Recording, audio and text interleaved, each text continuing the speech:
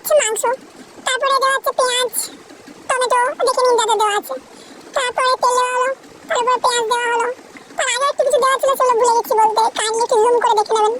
তারপর খুন্তি দিয়ে নরম চরম চলছে, এখন কিছুক্ষণ হবে, তারপর এটা লাল লাল করে ভাজা হবে, ভাজা হওয়ার আগে এটা রসুন আদার পেস্ট একটা দিতে হয়, দেওয়া হলো, তারপর লাল লাল করে ভাজা হলো। যতক্ষণ না বাদামি রং হবে ততক্ষণ অবধি ভাজতে থাকবেন, যেমন করে আমার জীবনটা ভাজা হয়ে গেছে, তেমন করে মা এরকম করে ভাজতেই থাকে। যখনই ভাজা হয়ে যাবে তারপরে কি করতে হবে, দাঁড়ান আসো আগে তারপরে বলছি কি করতে হবে বলে, নুন দিতে হবে। আচ্ছা, তেলটা একটু বেশি দেবেন খাবারে, তার কারণ হচ্ছে মানুষের মাথায় তেল দিয়ে লাভ নেই, খাবারে তেল দিয়ে লাভ আছে, তাহলে খাবারটা সুস্বাদু হবে।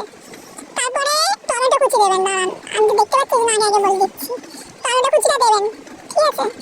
তারপর আবার নাড়বেন, নরম চরণ করবেন, নাড়তে হয় বেশি রান্নায়, এই যে সমস্যা। তারপর দেখবেন এরকম যে কালারটা আসছে কি আসছে না, তারপর দেখবেন যদি না আসে ফোনের ব্রাইটনেসটা কমিয়ে দেবেন, কালার অটোমেটিক চলে আসবে। এটা নতুন পদ্ধতি।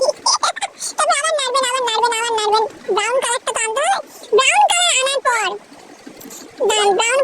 কি করতে হবে, ভিডিওটা দেখি তারপর আপনাকে বলছি। ও মশলা দিতে হবে, হলুদ, লঙ্কা গুঁড়ো, আরেকটা রসুন পেস্ট দেওয়া ছিল, এটা আদা পেস্ট, ঠিক আছে। সব কিছু মিক্স করে জল দিয়ে গুলে ঢেলে দেবেন, ঢেলে দেওয়ার পর মাংসগুলো ঢেলে দেবেন, তারপরে নরম চরণ করে নামিয়ে দেবেন। কালার হলো সুন্দর করে নাড়াচাড়ার পর দেখবেন আপনার একদম ঝকঝকে লাল লাল ঝাল চিকেন কষা ঝোল, না ঝোলই বলো, একদম রেডি। দেখতে খুব সুন্দর, স্বাদে গন্ধে অতুলনীয়।